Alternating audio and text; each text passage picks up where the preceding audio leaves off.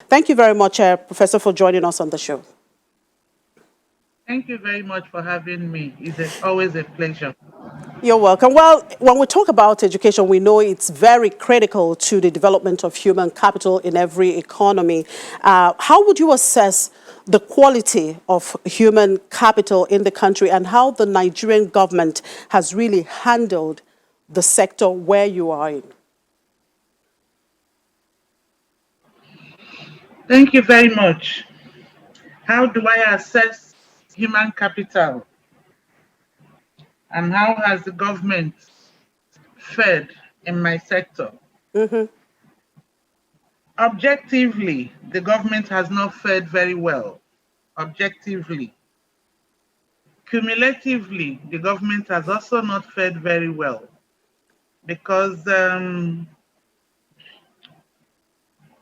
even when we over, if we don't factor in the COVID-19 impact, the education sector is still crying for attention. Yes, they will tell you that so and so amounts has been budgeted, like in the 2021 budget for recurrent budget for education is 545.10 billion. Yeah. And when anybody hears that, is huge. But when you have recurrence of that amount, and when it comes to capital, and you are having 127, 127, 127 is the capital budget for the whole of education, you begin to ask yourself, what exactly are we talking about? Though it has not been broken down, but what can 127 billion naira do for a sector that is in terrible state in terms of infrastructure, in terms of human capital development? So it is a little bit disturbing for some of us because it is what you sow that you are going to reap. If you are investing 127 billion in capital development, it is across the sector. The unity schools, the colleges of education, federal colleges of education, the universities, then the Ministry of Education, Federal Ministry of Education, and other education parastatals. They are all part of this 127 billion. And by the time it's disaggregated, you will discover that it's like dropping sand into the ocean and it won't be noticed. All And right. until we tell ourselves the home truth, we cannot be having such a disparity between recurrent and capital. Right. Now, If there's Professor Sarare, I mean, what you have noted, talking about how much that is allocated to education not being enough, could that be the reason why perhaps we're not churning out quality graduates? You know, you would say, because in recent time, there's been this argument that Nigeria is not churning out quality graduates. Is that the problem, or the problem, is it from the teachers or their lecturers, or what? Or is it because of the allocation to their budget? you know, I told you that you reap what you sow is is um, is the law of nature. If the infrastructure is dilapidated, if the infrastructure is not enough, and if you don't have adequate and appropriate number of teachers and lecturers, then it's garbage in, garbage out. Because whether we want to accept it or not, we need to invest in education. Education is a social service, and because it's a social service, it is only through budgetary allocation that it can be funded. And is one sector that you see when you don't fund it, when you don't invest, it shows. And when you invest, it shows. And like I always tell people, it is not enough to pay salaries, which is also not regular now, because there are many teachers and lecturers that have not received salary for several months. Even when the salaries are regular, what are the instructional materials you need? Do you have them? Do you have enough of what you need to impact knowledge appropriately and adequately? Those are the issues. Right. Those Okay. are the issues. Okay, now, Professor Osarere, let's look at it. Recently, the president announced some kind of incentive for teachers. That was during the World Teachers' Day, to motivate the teachers. Have increase in years of service, special salary scale, increase in years of service from 35 to 40 years. And then, of course, they talked about the fact that they would want to attract the best brains into the teaching profession. And so there was this reintroduction of Buzzard Award to education students in the universities and colleges of education with the assurance of automatic employment upon graduation and the payment of stipends to Bachelor of Education students, as well as granting them automatic employment after graduation. Now, do you see some of these as incentives for teachers and, of course, for an average student who perhaps would want to choose a profession in education? Thank you very much, Chimezie. Those are very beautiful, beautiful actions on paper. Are they implementable? Are they implementable? Why do you think they are not implementable? Yeah. Yes, even the minimum wage of last year, how many of the states have paid? How many? And when you say automatic employment for graduates of education from universities and colleges of education, how are you going to do that? Before you make such a pronouncement, with due apologies, there should have been proper strategic planning for it. The federal government, okay, for teachers, is only the federal government colleges that the federal government has teachers. And you cannot compare the number of teachers in the federal government colleges to the number of teachers across the country. And education is on the concurrent list. The president has made that announcement, the pronouncement, with all good intentions, but how implementable? How implementable?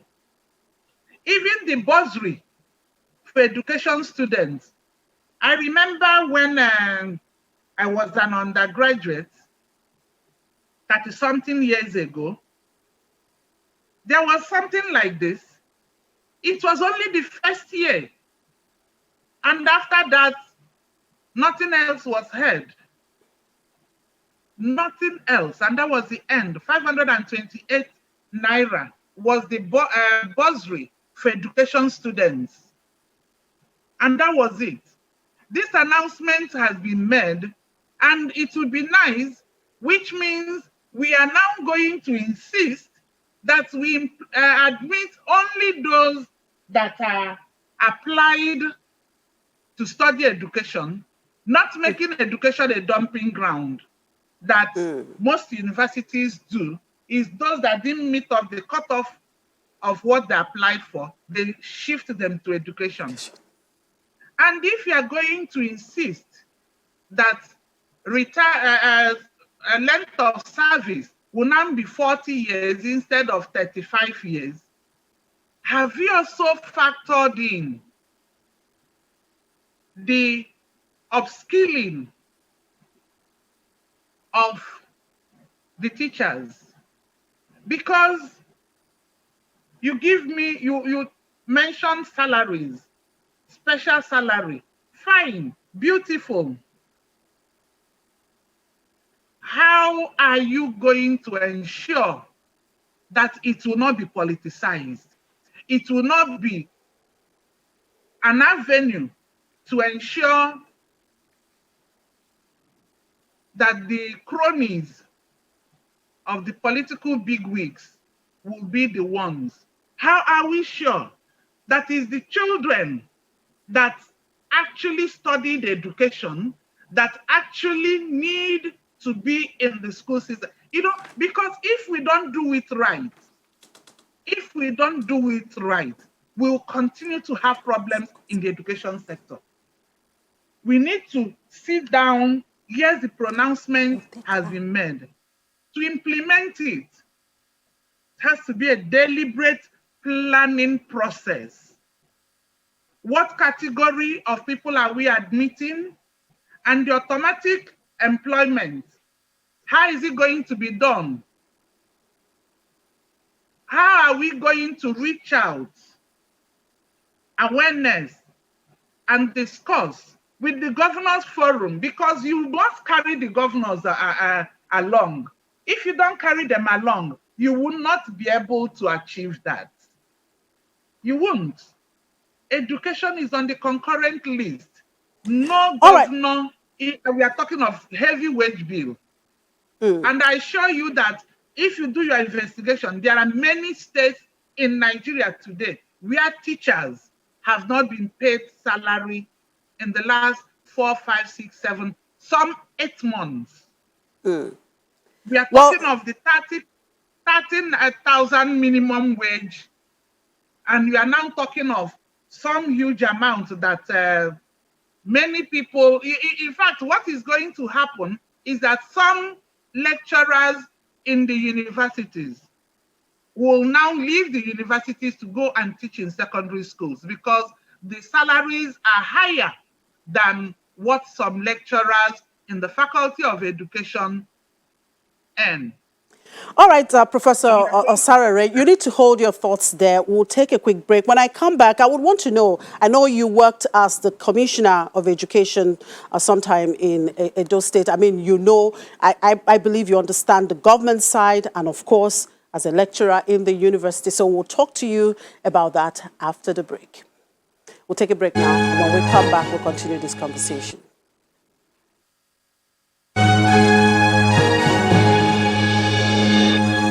Welcome back. If you've just joined us, you're watching Business Morning on Channels Television, and we are looking at the education sector, looking at how we can develop human capital. And I still have with me Professor Ngozi Osarere, who is the Counseling Psychology Faculty of Education at the University of Lagos. Thank you very much, Professor Osarere, for sticking on. Thank you, as always, for having me. Right before we went on break there, you were talking about some of the issues you see around the recent policy for the teachers that the president announced. Well, aside from those issues, of course, coming down to the university where you are, the ASU is on strike, the students are at home. Now, you were once a commissioner of education in Edo State, so you know what the government is feeling. You know how it feels from the government side, and of course, you know how it feels from the teachers' side. For you, what should be the way forward to resolve some of these issues, to get it right in the education sector, and to have the students back to school? Thank you very much. What it requires to get the students back, what it requires is to do the right thing. What it requires is integrity. What it requires is to honor an agreement that you freely entered into. Because for me, it's an integrity thing. You got in touch with me, you wanted me to be on this program, and we agreed that I'll be on your program. Just imagine how it will look like when it's time for the program and I don't show up. And you had not made any previous arrangement for another guest. That is just a picture of what I'm talking about. You see, when people are not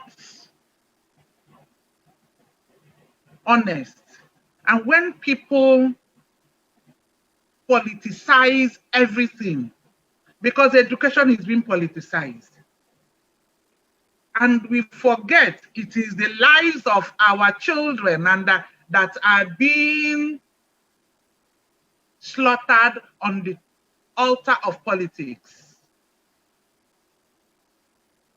What can the government do? Government freely entered into an agreement with Academic Staff Union of Universities.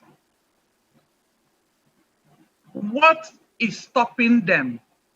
They did not sign that agreement under duress.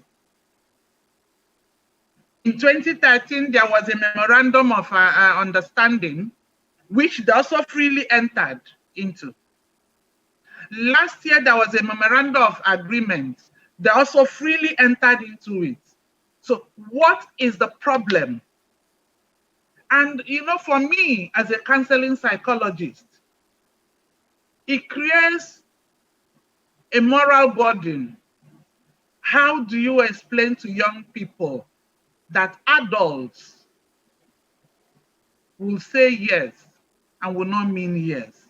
That adults will say they're going to do this and they will not do it. We are not looking at the psychological implications for our children. It has serious implications for child rearing. The upbringing of our children, look at what is happening.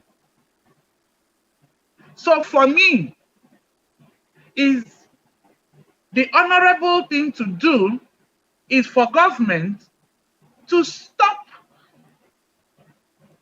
immediately this attitude of using the cane always to flog lecturers and telling the world that lecturers are fighting for salary. They're greedy people. They are greedy people.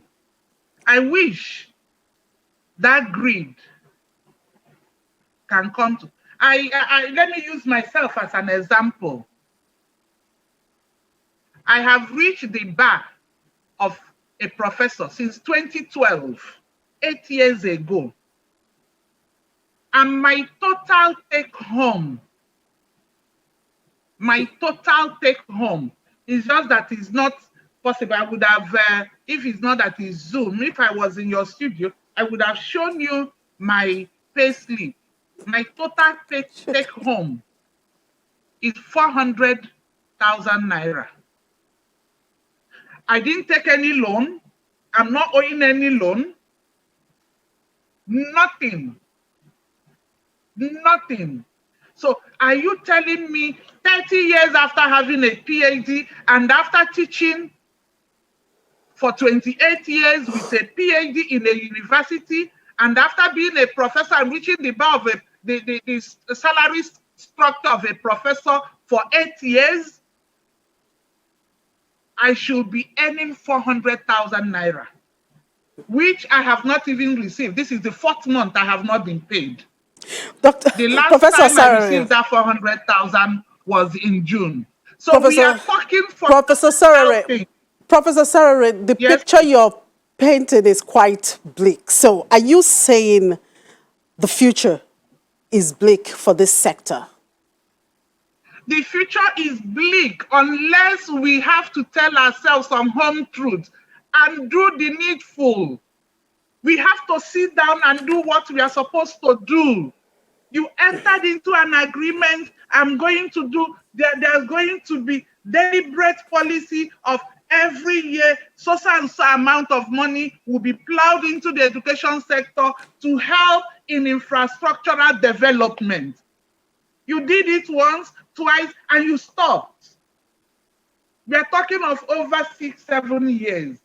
Things don't work that way. And we keep bringing up and establishing universities, commercializing education. Education is a social service. We cannot commercialize education and think we will get what is right. That is why every businessman wants to own a university. Well, that's another, Professor, that's another topic for another day. We know, we know all that. Anyway, thank you very much for sharing your thoughts there. And let's hope we eventually get it right. Thank you very much for having me. And I pray we will get it right. It is honesty, political will to do the right thing, and to honor an agreement. You cannot enter an agreement and not honor it. It does not speak well of adults, and it impacts negatively on the young ones. We are telling the young people that it is not proper to say that I'm going to do this and stick to it. Thank you very much. Thank you. Thank you. Been my pleasure. Yeah, Professor Ngozi Osarore is a professor of counseling psychology at the Faculty of Education, University of Lagos. Thank you for your time.